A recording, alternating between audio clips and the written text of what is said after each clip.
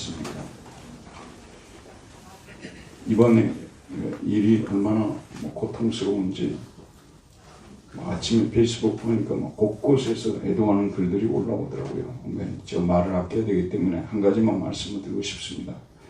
모든 사람이 아마 70, 80%는 그렇게 생각했을 거예요. 그 아이를 키웠던 그 부모님들이 그 10대, 대부분 20대라고 하는데 얼마나 대성통곡을 했을까. 참. 그거가 더불어서 또 우리 교인들도 생각이 들더라고. 우리 청년들 살짝한 혹시 거기 이태원이 어디냐 그러면요, 예전에 제가 동빙고 살 때 그냥 산보 삼아서 한 15분 정도 가면은 거기 이태원이에요. 거기 자주 갔습니다. 거기 이번에 사건이 일어났는데 그 자주 가고 거기 그 무슨 호텔이죠? 해밀턴 호텔 거기도 자주 가고. 근데 거기가 거리가 너무너무 좁은데 그걸 그 프랑스 같은 데는 그 어느 정도 딱 숫자를 예상을 해서 경찰들이 미리미리 다 통제를 한다고 그러더라고요. 그런데 저렇게 그냥 저렇게 오늘 설교와 우리 설교와 관계해서 말씀드린다면 150명 지금 한 70명 나올 것 같은데 교회 안에 다니는 애들도 있을 것이고 또 각 분야에 있어서 아주 우수한 애들도 있었을 거 아니에요. 이제 그런 애들이 다 또 그렇지 않다 하더라도 자기 가정의 보배들인데 보배들 아니겠어요, 여러분?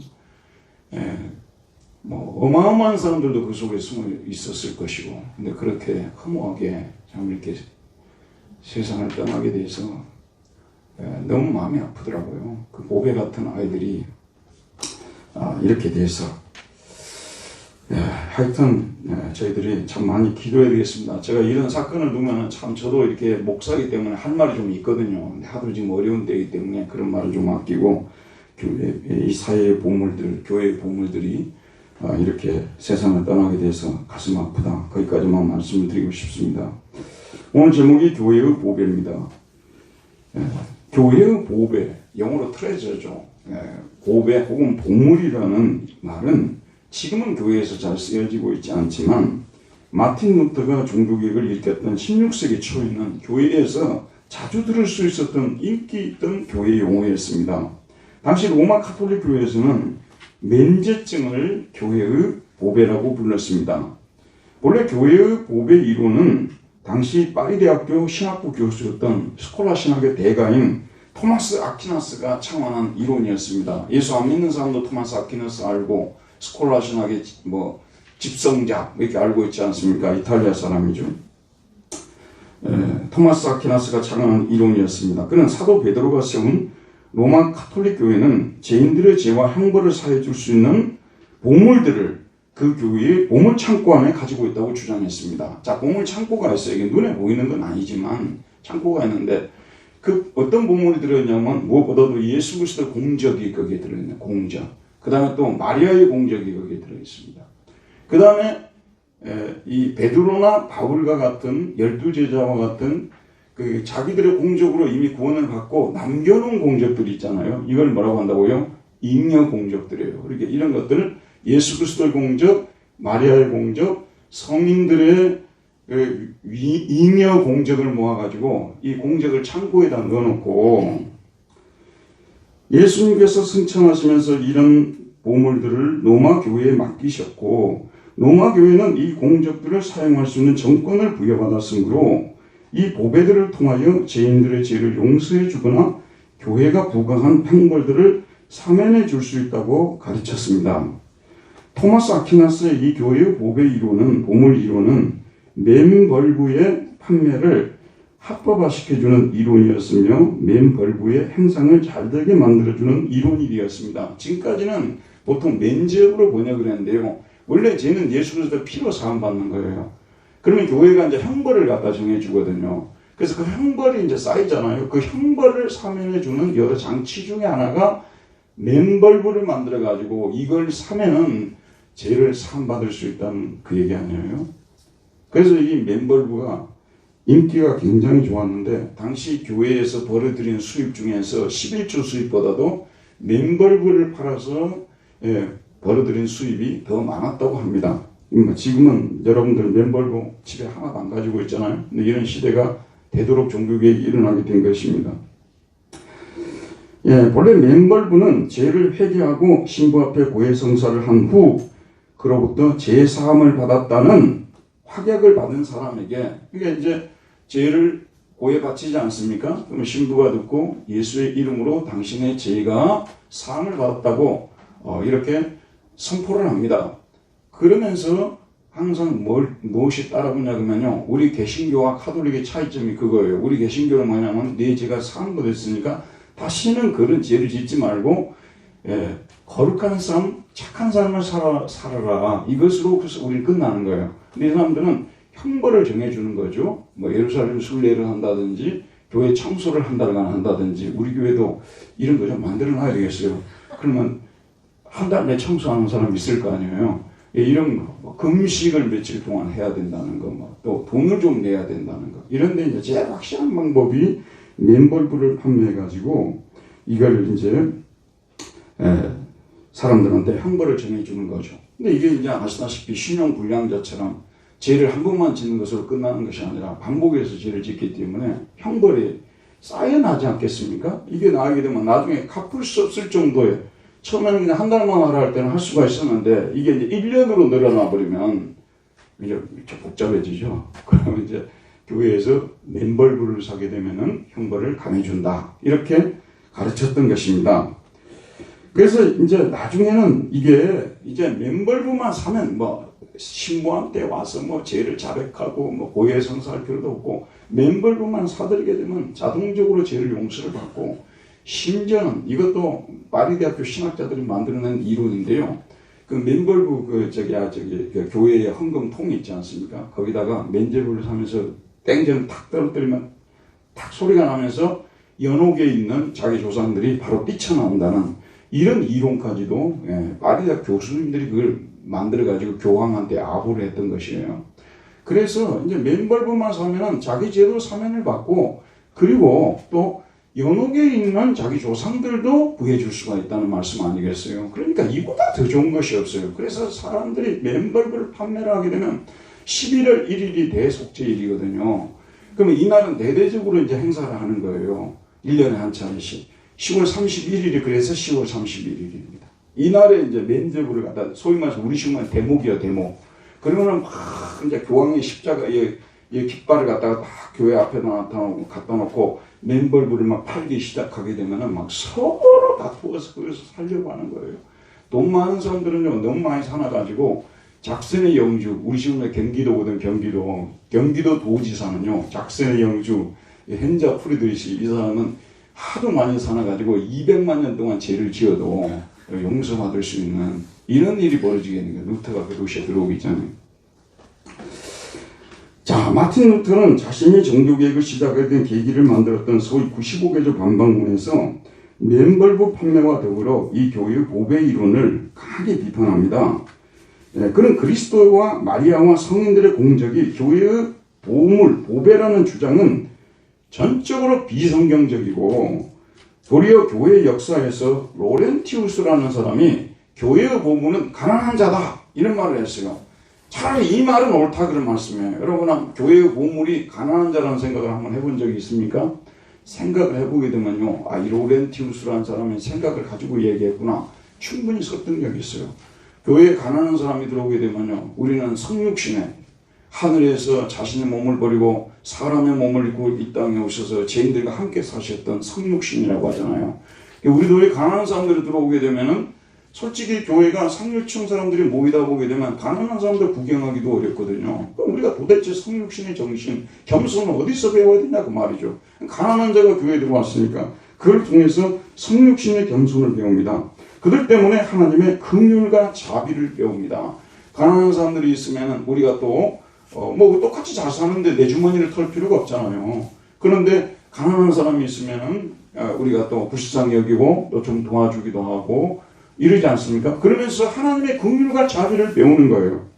그 다음에 그들과 소유를 나눔을 통하여 진정한 코이노니아, 우리가 교회에서 자주 쓰는 말 교제라는 말이 코이노니아 아니에요. 코이노니아 아시죠 여러분? 이 코이노니아의 원래의 뜻은 뭐냐면요, 물건을 서로 나눈다는 뜻이에요.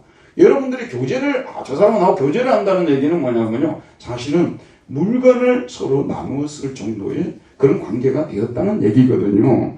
그러니까 이 교제를, 물건을 나누어 줌을 통해서 교제를 배우잖아요. 그러니까 가난한 자가 교회의 보배라는 말을 쓸 수 있지 않겠습니까? 종교개혁이 시작될 당시에는 교회 안에 가난한 자들이 많았습니다. 교황이나 성직자들, 왕이나 영주들, 그리고 기사들 같은 사람들은 호화호식하며 잘 살았지만 대부분의 민중들은 가난했습니다. 가끔가다 이런 분들이 계세요. 예전에 동구권 있잖아요. 공산주의를 떠받들던 그 공산주의 하던 그 동구권 있잖아요. 거기 있는 분들이 다 거지처럼 살았다고 생각하는데요. 그거 몰라서 하는 얘기예요. 제가 1991년인가 2년인가 루마니아 수도 부쿠레스티를 방문했어요. 죄송합니다만 온 도시에 벤츠가 굴러다녀요. 얼마나 그 공산주의도 헝가리 뭐 그런 다 20% 정도는 다 잘 살았어요, 여러분. 그걸 아셔야 돼요. 중세도 막 암흑시기고 막 하는데 그 중세의 그 위대한 예술들 있잖아요. 미켈란젤로라든지 레오나르도 다빈치라든지 그런 사람들이 어디서 나왔겠어요? 부자들이 후원해서 된 거 아니에요? 그 시대에 부자들도 많았고 그랬습니다. 그러니까 잘 사는 사람들은 잘 살았는데 대체로 많이 못 살았다는 얘기예요. 그런데 여기에 엎친 데 덮친 격으로 당시 교황과 성직자들은 이런 가난한 성도들에게 어떤 설교를 많이 했냐 그러면요, 그들을 위로하고 힘을 낼 수 있는 그런 설교를 한 것이 아니라 특별히 연옥에 대해서 설교를 많이 했어요. 여러분 뭐 요즘은 카톨릭하고 우리하고 뭐 별로 그렇게 서로 대립하지도 않고 그냥 각자 사니까 살림차려 사니까 관계를 하지 않습니다만 당시에는 카톨릭하고 특별히 종교개혁자들이 많이 비판했던 것이 뭐냐면 연옥설아니에요. 그 사람들은 사람이 죽으면 다이렉트로 천국 가든지 지옥 가든지 이렇게 하는 게 아니라 중간 상태 연옥이라는 것이 들어있단 말이에요. 여기는 뭐냐면 어중간하게 살았던 분들, 예를 들면 베드로나 바울 같은 사람들은 바로 천국으로 직행으로 가는 거예요. 그렇지 못한 사람들이 여기서 정화를 받는 거예요. 정화. 아직까지도 여전히 세속적이고 여전히 유격적인 그런 어떤 더러움을 다 정화시키는 장소가 뭐죠? 연옥이라는 것입니다. 그런데 그때나 지금이나 죄 안 짓고 사는 사람들이 어디 있습니까? 그런데 이제 이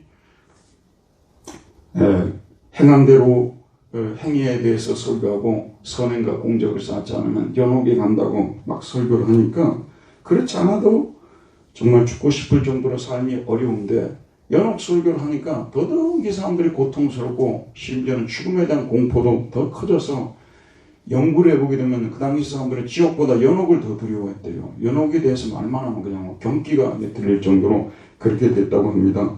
극도의 공포심을 갖게 한 다음에, 여기가 중요해요. 이렇게 한 다음에 그 다음에 뭐냐 그러면은 맨제부를 파는 거예요. 지금 맨벌브를 파는데 들어보세요.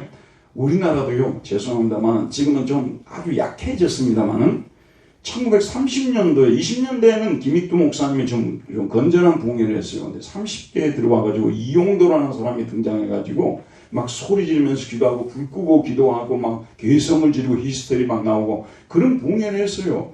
제가 70년대 80년대 할 때도 이 붕괴가 되게 되면요, 모여서 박수 치고 막 은혜 받았습니까 하고 난리치다가 결론은 버킹엄, 결론은 돈이라고 말해요. 결론은 돈. 그래서 봉사가 얼마 가져가고 뭐 교회 얼마 주고 뭐 이런 일들이 비일비재했습니다. 그러니까 사실 그것도 이게 중세에서 하는 거 똑같은 거 얘기예요. 성도들을 공포에 막 지옥에 가면 특별히 그 봉사들이 지옥 설교를 많이 했거든요. 지옥에 막 가면 얼마나 고통을 당하는지. 그래갖고 돈을 안 받으면 잘하는 거 아니에요. 근데 나중에 돈을 다 거두고 다닌단 말이에요. 그러면 중세에 면제부 판매하던 거고 뭐가 다르냐는 그런 말씀이죠. 근데 우리 교인들은 우리 한국 사람들 마음이 좋아가지고 다 넘어가요. 심지어는 또 그런 분들을 위대한 봉사로 또 이렇게 축혀 올리시고 이런 분들 아니에요.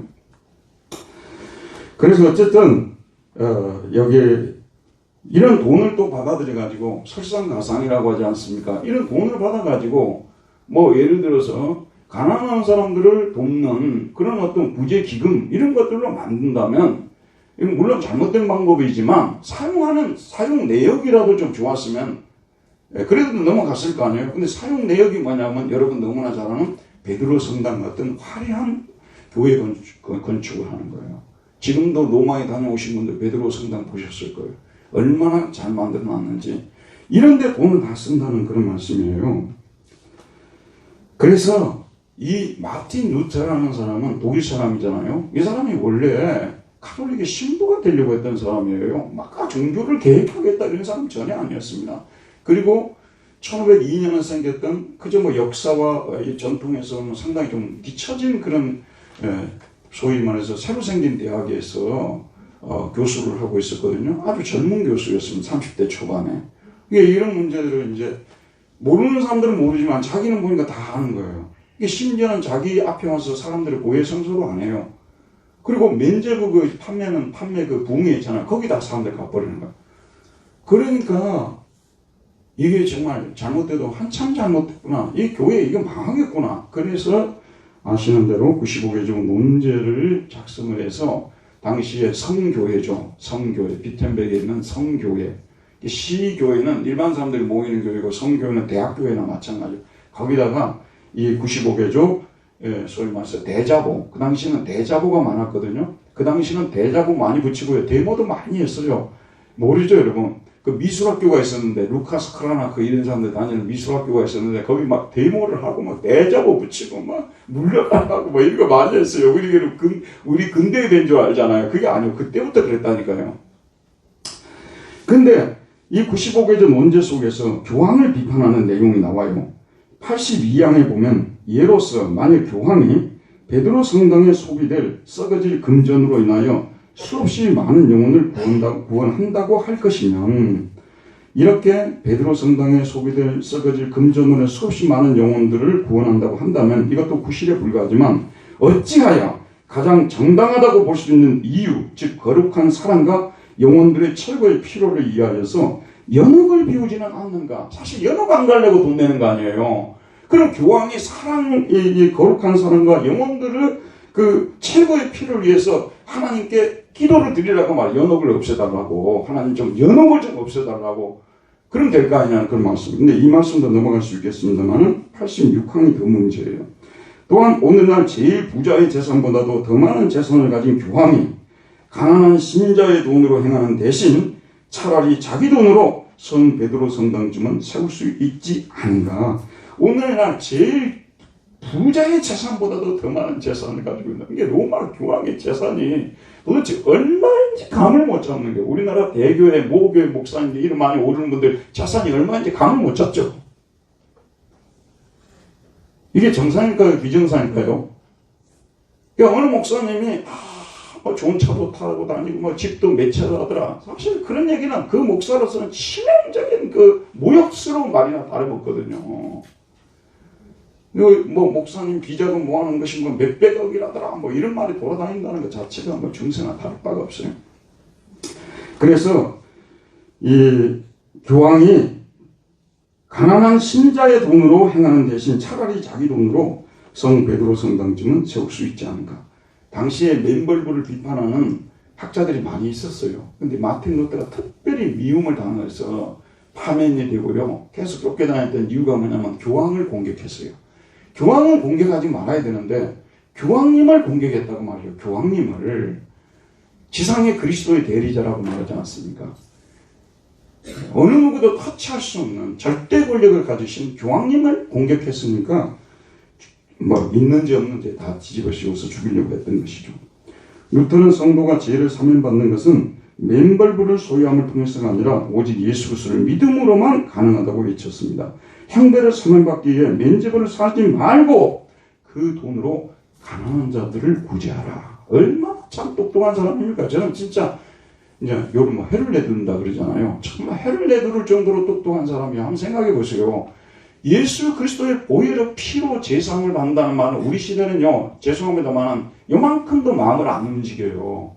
뭐 당연히 그래야지 뭐. 그럼 어떻게 제사함을 받냐고 뭐 이렇게 하지 않겠어요? 그런데 돈 내지 말라 그런 얘기예요. 돈 내지 말라. 그래서 독일 사람들이 특별히 제일 좋아했어요. 왜 그런지 아세요? 교황님들은 대부분 이태리 사람들이거든요. 이게 독일에 돈을 다 모아가지고 이태리에 갖다 주니까 독일 사람들이 루터가 이걸 발표하니까 막 순식간에 이걸 막 복사를 해갖고 막 돌릴 거예요, 이게요. 들어봅시다, 여러분. 이신칭의 복음, 이렇게 위대한 복음이에요. 우리가 죄사함을 받는 것은 돈 내고 받는 것이 아니라 예수 그리스도를, 오직 예수 그리스도를 믿음을 통해서만 받는다는 거예요.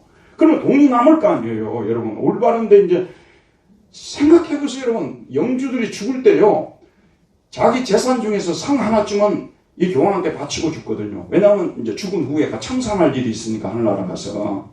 알겠죠 여러분? 이거라도 바치고 가야 돼요. 어마어마하게 이게 늘어나는 거 아니겠어요? 그런데 그런 돈 바칠 필요 없으니까 이제 예수 믿음으로 구원 받는다니까, 그러면 그 돈을 이제 어디다 쓰겠어요? 그래서 구호 기금을 만들어 가지고 결혼을 못하는 소녀들 결혼시켜주고, 학교를 못 가는 애들 학교 보내주고, 수도원들 다 그거 뜯어 없애버리고 그 자리에 학교로 대체하고. 여러분 이것은 혁명이라고 하는 거예요. 무혈혁명이죠. 피도 안 흘리고 엄청난 일이 벌어지게 된 거예요. 여러분 엄청난 일이. 그게 단지 뭐냐면 우리가 돈 내고 구원받는 게 아니라 예수를 믿음으로 구원받는다는 이걸 외쳤어요. 그래서 이제 여기서 교회의 보물 이론을 이야기를 하는데, 루터가 이야기를 뭐라고 하냐면, 교회의 참 보배는 하나님의 영광과 은총의 가장 거룩한 복음이라고 말하고 있어요. 교회의 참 보배, 참 보물은 하나님의 영광과 은총의 가장 거룩한 복음, 복음의 보물이다. 교회가 가진 보물이 뭐냐? 우리 분당들에게 가지고 있는 보물이 있을까요? 없을까요? 오늘 예배 끝나고 쭉 한번 돌아다니면서 혹시 뭐 작은 구멍이 있다든지 이상한 댓글을 한번 두드려 보세요. 혹시 거기에 뭐 숨겨놨는가? 아무리 숨겨놔도 많이 찾아봐도 우리 교회는 보물이 없어요. 예, 보물이 없습니다. 진짜입니다요. 그리고 어제도 제가 우리 이번 주에도 우리 재정 집사님들하고 같이 빚 갚으러 갔다 왔어요. 아직도 우리 은행에 빚이 좀 있어요. 우리 교회는 보물이 없어요. 뭐 우리 교회가 가지고 있는 보물이 뭐라고요? 가장 거룩한 복음. 예, 복음을 가지고 있어요. 우리 교회는. 이게 바로 우리 교회가 가지고 있는 보물이라는 거예요. 그리고 유명한 말을 했어요. 그는 옛날에 있어서는 복음이라는 보배는 돈 많은 사람들을 낚는 그물이었지만, 복음을 전해가지고 삭개오 같은 돈 많은 사람들을 낚아버렸어요. 돈 많은 사람들이 정말 구원받기 어렵잖아요. 근데 이 복음의 능력으로 복음을 전해가지고 그 부자들, 사람들을 낚는 그물이었지만, 지금 교회가 판매하고 있는 면제증이라는 보배는 그것을 가지고 사람의 재산을 낚는 그물이 되었다고 주장하면서 당시 교회 면벌중 판매를 비판합니다. 재산을 낚는 그물이에요. 이 복음이요. 복음 전해가지고 사람들 돈 뜯어내는 거라, 그런 말씀 아니겠어요? 확실히 우리 교회가 정권으로 소유하고 있는 교회의 보배는 예수 그리스도의 복음입니다. 교회는 복음을 전함을 통하여 복음을 믿는 사람들에게는 이 보물을 가지고 죄를 용서받게 할 수 있고, 예수 그리스도의 공적을 가지고 제사함을 받게 할 수 있고, 복음을 거절하는 사람들에게는 제사함을 거절할 수 있는 권리를 가지고 있습니다. 죄인이 죄를 용서받는 데는 예수 그리스도의 탄생, 고난, 십자가에서 죽으심, 부활과 승천, 그리고 재림을 포함하는 복음만으로 충분합니다. 잘 들어보세요. 십자가 부활을 믿는데 성육신은 안 믿는다는 거예요. 어떻게 하나님이 사람이 되냐고 말해요. 동정역에서 태어나냐? 복음 안 믿는 거예요. 어떻게 3일 만에 죽은 자가 살아날 수 있느냐? 부활 안 믿는다는 거, 복음을 안 믿는 거예요. 또 다시 온다는 재림을 우리가 어떻게 믿을 수 있냐? 안 믿는다는 복음을 안 믿는 거예요. 그래서 탄생과 고난과 죽으심과 그 다음에 부활과 승천과 재림, 이 전체를 믿는 것을 뭐라고 한다고요? 복음을 믿는다고 말하는 것입니다. 그래서 복음의 보물 외에 다른 어떤 보물로도 죄인은 죄를 사함받을 수가 없다. 루터를 비롯해서 제네바의 칼빈, 그 다음에 쥐리시의 불린과 슈트라스부르크의 부처 등의 종교개혁자들은 바로 이 진리를 외쳤고, 이 진리의 토대 위에 우리가 믿고 있는 개신교가 탄생한 것입니다. 그러면 종교개혁 505주년 기념주의를 맞이해서도 우리는 복음만이 유일무이한 교회의 보물임을 확인하고 복음을 선포해야 합니다. 그래서 우리 성도들의 가슴 속에는 복음의 은혜로 말미암는 기쁨이 충만해야 정상적인 신앙이에요. 그리고 복음을 전하지 않고는 견딜 수 없는, 주여 저를 좀 복음을 전할 수 있게 저를 도와주시고 복음을 전할 수 있는 곳으로 보내주시고, 이게 우리 기도 제목이 돼야 되는데, 죄송합니다만 이렇게 선포도 하지 않고 교인들도 왜 내가 복음을 전해야 돼, 그냥 은혜만 받으면 되지 이러고 있다는 말이에요. 참 잘못된 겁니다, 여러분. 복음을 그렇게 주님의 십자가에 죽으심으로 그 목숨을 내놓으시고 우리를 구원해 주셨는데, 그 예수님의 전하라고 하는 거잖아. 우리 보고 가서 목숨을 거기다 우리가 바치라는 건 아니지 않습니까? 우리 입으로 전하라는 건데 그것도 안 하려고 한다는 것입니다. 자, 교회의 보물에 대해서 다시 한번 생각합시다. 복음이 교회의 보물이죠. 또 가난한 자를 교회의 보물이라고도 말할 수 있겠죠. 그러나 제가 오늘 지금 말씀드리고 싶은 것은요, 교회의 보물, 교회의 신실한 일꾼이 교회의 보물이다. 교회의 일꾼이 교회의 보물이다. 우리 한번 따라합시다. 교회의 일꾼이 교회의 보물이다. 저는 이것까지 가르쳐줘야 된다고 생각해요. 그리고 특별히 지금 우리 한국 교회 같은 상황에서는 교회 일꾼이 교회의 보물이라는 이 사실이 저는 더 강하게 가르쳐줘야 된다고 생각합니다. 예배당 안에 모여서 예배를 드리는 사람들은 많지만 진실로 복음을 믿는 사람도 좋고요. 죄송합니다는 목사들 자신들도 복음이 무엇인지 불분명하니까 자기도 불분명한 걸 어떻게 강단에서 복음을 외치겠어요? 그게 딴소리 하는 거예요. 복음이 자기 마음속에 없어요. 그러니까 딴 얘기하는 거예요. 복음이 있는데 어떻게 복음을 안 전할 수가 있는 거예요, 여러분. 그러면 또 성도들도 내가 예수 그리스도의 복음 때문에, 예수님 때문에 새 생명을 얻고 내가 죽었다가 살아났고 영생의 소망을 갖고 살아갈 수 있게 됐으니 세상에서 당하는 이 정도의 환난 아무것도 아니다고 감사 찬송하며 신앙생활 할 텐데, 복음이 선명하지 않으니까 교인들에게는 감격이 없어져 버리는 거예요. 복음이 선명해야 돼요, 여러분. 그리고 그러니까 이 복음을 믿는 사람도 적어요. 왜냐하면 선명하게 전하지도 않는데 어떻게 복음을 믿겠어요? 참 이 믿는 사람도 적고, 더 나아가 교회의 일을 맡아서 봉사하는 일꾼들도 너무 적습니다.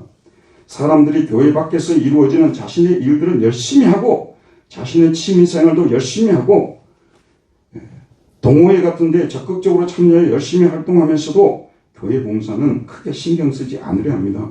그저 일주일에 한 번 교회에 와서 예배드리는 것으로 만족하려 하지 교회에서 직분도 맡지 않으려 하고 교회 일도 하지 않으려 합니다. 이런 시대 상황을 감안하여 우리 시대의 진정한 그리스도인은 어떤 사람들일까요? 누가 진정한 그리스도인일까요? 저는요, 예수를 믿는 사람, 당연히 맞는 말씀입니다만 이 말씀을 가지고 지금은요, 시험을 할 수가 없어요. 그 사람을. 저는 진정한 그리스도인은 주님의 몸된 교회를 사랑하는 사람이라고 생각하고요. 그 다음에 그 교회를 자꾸 가려고 하는 사람, 자꾸 교회 모임에 참여하려고 하고 교회를 가려는 사람이 나는 진실한 그리스도인이라고 생각해요. 예배드리기를 좋아하고요. 예배드리기를 좋아하고. 예배드리는 것이 쉬운 일인 줄 압니까? 저희 집에서도요. 갑자기 우리 집사람 가만히 있다가 오늘 저녁에 예배 한번 드립시다 그러거든요. 맨날 성경 보고 기도하는데 뭘 또 드리자고 할까? 속으로 한번 이렇게 딱 생각이 들어요. 그러다가 예배드리자고 하는데 내가 거절한다면 말이 안 되지. 그래서 예배를 드리는 거예요. 그리고 예배를 드리면 항상 기분이 상쾌해요. 정말 상쾌합니다. 그리고 예배 드리는 시간이 막 30분, 1시간 그럴 것 같죠? 아니에요. 그냥 10분이면 돼요, 10분. 간단하게 성경 읽고 그냥 찬송 하나 부르고 기도하면 되는 거예요. 한 10분이면 끝나거든요. 연속곡 보는 데는 2시간도 그냥 눈 앞에다 대고 봐요. 오늘 저녁에도 주말 연속곡 그 다음에 어떻게 될까 이렇게 생각하고. 그런데 세상에 10분 성경 보고 기도도 안 하면서 우리가 하나님을 믿는다는 말을 쓸 수가 있겠냐 그 말이에요. 그리고 예배드리기 좋아하고 교회를 열심히 하는 사람 아닐까요? 교회가 교회로서 사명을 잘 감당하고 교회가 잘 돌아가기 위해서는 좋은 일꾼들이 많아져야 합니다. 사도 바울은 이 사실을 오늘 본문을 통해서 잘 말해주고 있습니다. 그럼 먼저 디모데에게 그 자신이 지도자로서 교회 일꾼들의 본이 되라고 권면합니다. 디모데후서 2장 15절을 제가 읽어보겠습니다. 너는 진리의 말씀을 옳게 분별하며 부끄러울 것이 없는 일꾼으로 인정된 자로 자신을 하나님 앞에 들기를 쓰라. 적어도 다른 분들은 몰라도요, 목사는 두 가지를 반드시 갖추어야만 목사 노릇 할 수 있습니다. 그게 뭐냐면 진리를 옳게 분별하는 법을 알아야 되는 거야. 왜 공부를 해야 되냐고만요. 사이비들이 너무 교회 안으로 많이 닿고 사설들을 너무 많이 퍼뜨리고 다니기 때문에 이걸 누가 분별해 줘야 되냐면 목사가 공부를 해서 분별해 줘야 돼요. 이거는 하이데거 철학이 결국은 이 성경의 옷을 입고 교회에 침투한 것이다. 이런 걸 분별해 줘야 되는 것이. 이는 칼막스의 철학이 성경의 옷을 입고 교회에 침투한 것이다. 이런 것을 알려줘야 되거든요. 그러니까 목회자가 공부를 안 한다. 사임해야 돼요. 죄송합니다. 저는 제가 페이스북에서 전국 공부추진위원회 위원장이에요. 제가요. 그러니까 믿어도 돼요. 늘 공부하는 삶으로 본을 보이려고 합니다.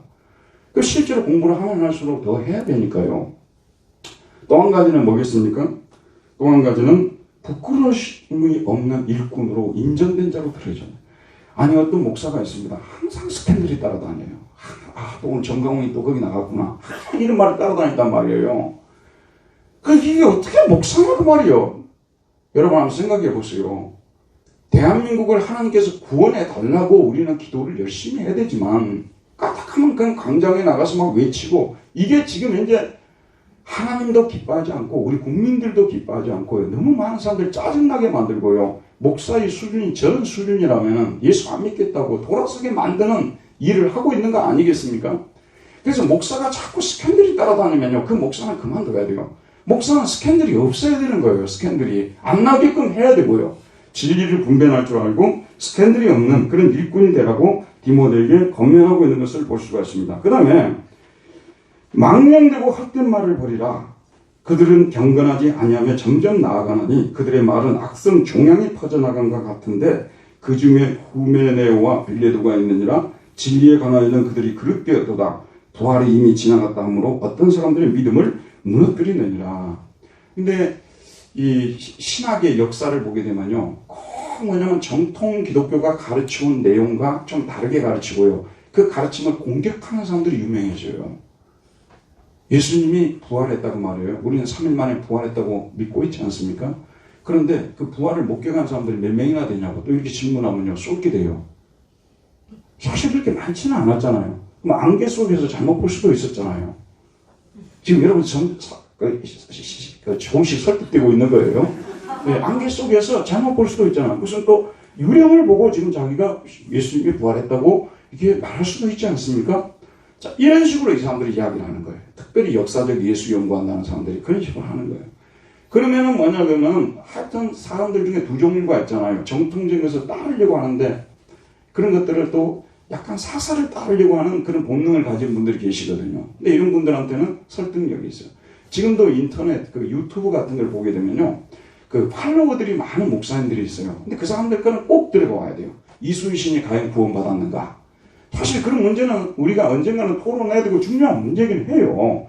그러나 그런 문제들이 결국은 성경이 가르치는 내용하고 정통 기독교가 믿어왔던 내용은 다르게 결론을 내야 된다는 거예요. 근데 그런 데는 사람들이 막 붙어가지고 유튜브 이걸로 돈을 벌고 그러는데, 저 같은 사람이 복음이 교회의 보물이고 이런 얘기, 정통 기독교를 이야기하면요, 팔로워들이 별로 없어요. 돈도 못 벌어보잖아요. 이게 항상 이런 사람들이, 들어보세요, 여러분. 진리라는 것은 우리가 사도신경에 나와 있는 진리는 대충 우리 기독교주의가 다 요약이 되어 있어요. 중요한 것은 우리가 그 진리를 배운 후에 예수님 믿는 사람으로서 생활을 변화시키고 말도 좀 바뀌고 생활도 좀 바뀌고 여러 가지 면에서 변화된 모습으로 사람들을 감동시키고 점점 더 경건한 사람들로 되어져가는, 이것이 중요한 것인데 2000년 동안 믿어왔던 그런 기독교의 그런 것들을 이렇게 밑으로 갖다 흔들려고 한다고 말이에요. 제가 전에도 설교 중에 말씀드렸습니다만 2000년 기독교의 교리를 작성한 사람들이 바보 같은 사람들이 아니에요. 자주 말씀드립니다만 적어도 5세기까지 가장 뛰어난 우리 하나님의 사람 아우구스티누스는 아프리카의 알제리 출신 아니에요. 그러나 로마 황제의 연설 자문관까지 지낸 사람 아닙니까? 최고 공부 잘하는 사람이 있어요, 그 시대에요. 지금도 아우구스티누스 책은요, 일반 철학자들도 많이 공부합니다. 그의 시간론이라든지 이런 거 뛰어난 사람이거든요. 그러면 마틴 루터라는 사람은 뭐냐면요, 당시에 에어프트 대학 가장 신식 학문을 받아들이는 그 대학 출신이거든요. 그 다음에 또 거기서 공부 제일 잘하는 사람이었죠. 그 다음에 요한 칼빈, 이 사람은 파리에서 주로 공부를 했어요. 거기서 다 끝낸 건 아니십니다만은 파리에서 공부 제일 잘하는 사람이에요. 그 다음에 슈트라스부르크의 부체라는 사람은 그 동네에서 제일 잘하는 사람이고, 불린가는 사람은 쥐리시에서 제일 잘하는, 위클리프는 여러분 잘 아는 영국에서 공부 제일 잘하는 사람이고요. 양훈스 프라하대학교 총장입니다. 세상에 이런 사람들이 목숨을 걸고 사소한 이론들이, 애들이나 공부도 못하는 애들이 모여가지고 만들어낸 그 정통교리인 것처럼 말도 안 되는 소리예요. 그런 것들을 한꺼번에 무시하고 자기가 뭔가 새로운 것을 가져온 것처럼 지금까지 가르쳤던 걸 싹 헐어보려고 하는 사람들은요, 일단 여러분들이 경계심을 가지고 바라봐야 되는 거예요. 앵무새처럼 추궁기처럼 그렇게 우리가 해서는 안 되겠지만, 그 정신을 계승해야 되겠지만, 지금까지 가져다 준 거는 일단 우리가 배워야 돼요. 원래 어떤 분야든지 다 마찬가지입니다. 자기 혼자 잘할 수가 없어요. 지금까지 가르쳐왔던 것들을 다 먼저 습득하는 과정이 필요합니다. 모방이 제2의 창조라는 말을 쓰지 않습니까? 모방하고 습득하고 그 다음에 자기 것을 발전시켜야 되거든요. 그런데 그런 것도 없이 이렇게 하는 분들, 이런 분들하고 자꾸 만나게 되면요, 신앙을 다 잃어버려요. 점점 더 경건치 않은 모습으로 나아가게 되는 것입니다. 그 다음에 바울은 더 나아가 디모데 자신과 모든 성도들이 불의해서 떠나라. 주의 이름을 부르는 자마다 불의해서 떠날지어다. 이렇게 말한 다음에 결정적인 말을 하는데, 자, 아까 한번 읽었습니다만 20절을 다 같이 한번 읽어보도록 합시다. 시작. 큰 집에는 금그릇과 은그릇뿐 아니라 나무그릇과 질그릇도 있어 귀하게 쓰는 것도 있고 천하게 쓰는 것도 있나니. 우리 집에는 작은 집이 돼가지고 금그릇도 없고 은그릇도 없어요. 근데 큰 집을 말하는 거예요. 큰 집. 큰 집에는 금그릇도 있고 뭣도 있죠? 은그릇, 나무그릇, 질그릇. 그런데 귀하게 쓰는 것도 있고 천하게 쓰는 것도 있죠. 교회도 마찬가지예요. 교회도 여러 가지 직분들이 있잖아요. 중요한 직분도 있고 좀 덜 중요한 직분도 있어요. 모두가 다 뭐죠? 하나님의 교회를 위해서 쓰임받는 그런 직분입니다만은, 예를 들면 말씀을 전하는 이런 목회자들 같은 경우는 다른 직분들에 비해서 하나님의 말씀을 풀어서 가르치기 때문에 좀 더 중요한 직분이라고 말할 수가 있겠죠. 특별히 또 교회에서 중요한 일을 결정하고 나아가는 우리 당회원들이라든지 또는 권사님들, 안수집사님들은 좀 더 중요한 역할들을 하겠죠. 근데 어쨌든 각자가 자기에게 주어진 자리에서 열심히 이렇게 직분을 감당해야 된다는 그런 말씀이죠. 그리고 또 주님이 뭐라고 말씀하시냐면, 어떤 직분이든지 직분을 맡은 자들은 자신이 맡은 일은 주님께서 맡기신 일이라고 생각하며 그 직분에 충성하라는 것입니다. 고린도전서 4장 1절에서 2절에 보면, 사람이 마땅히 우리를 그리스도의 일꾼이요 하나님의 비밀을 맡은 자로 여길지어다. 그리고 맡은 자들에게 구할 것은 뭐라고요? 충성이니라. 그 다음에 또 이 일꾼이 되다 보면은 요한계시록 2장 10절에 나오듯이 너는 장차 받을 고난을 두려워하지 말라. 볼지어다 마귀가 장차 너희 가운데서 몇 사람을 오게 된 적 시험을 받게 하리니 너희가 10일 동안 환난을 받으리라. 네가 죽도록 충성하라. 그리하면 내가 생명의 멸류관을 네게 주리라. 앞부분을 빼고 보통 우리가 죽도록 충성하라 이 부분만 얘기하는데요. 그 앞부분에 보면 시험과 환난을 이야기하고 있어요. 교회 여러분들이요, 마음 먹고 내가 올해부터는 교회의 직분으로 좀 충성을 해와야 되겠다 그러면 꼭 시험이 와요.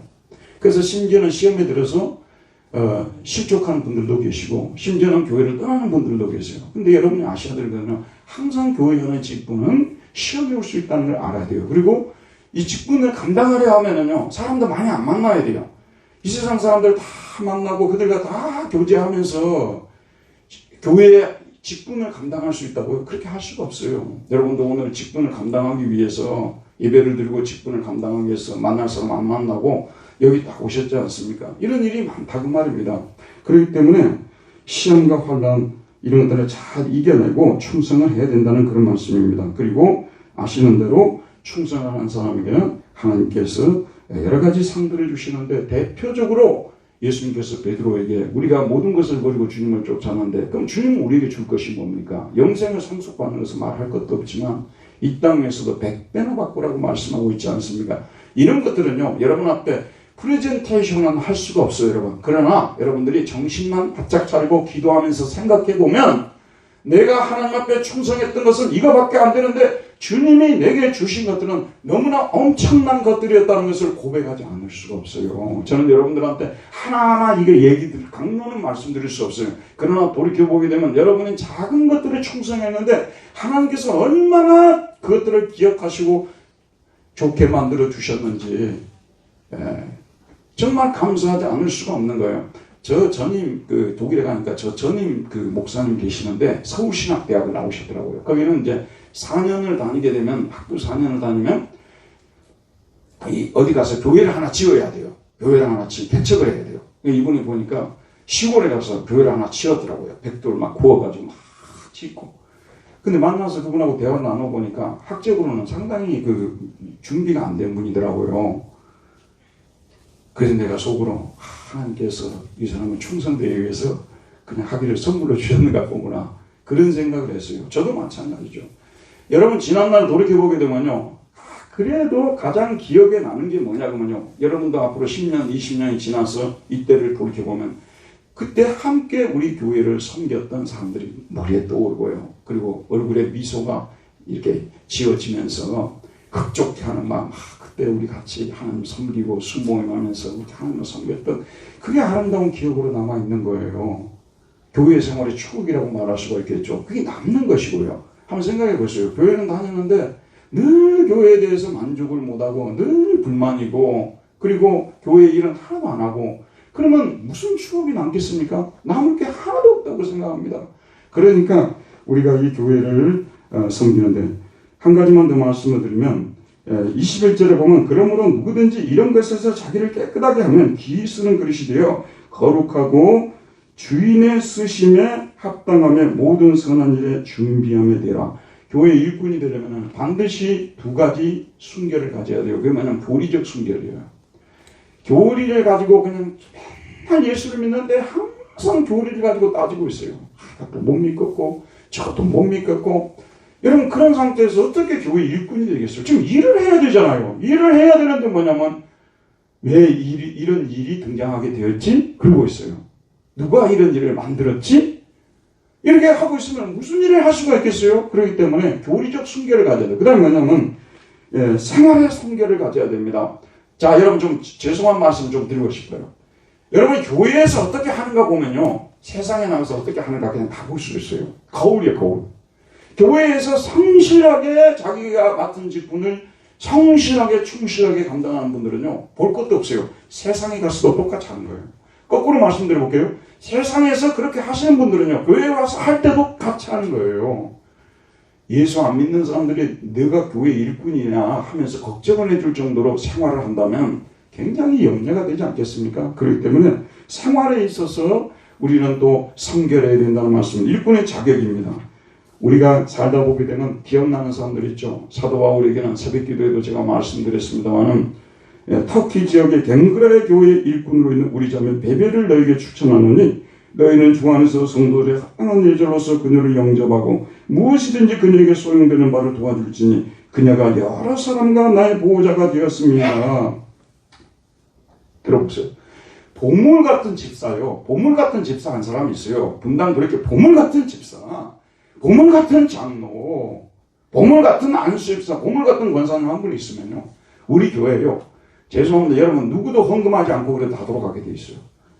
헌신한 사람 몇 사람 때문에 교회가 돌아갑니다.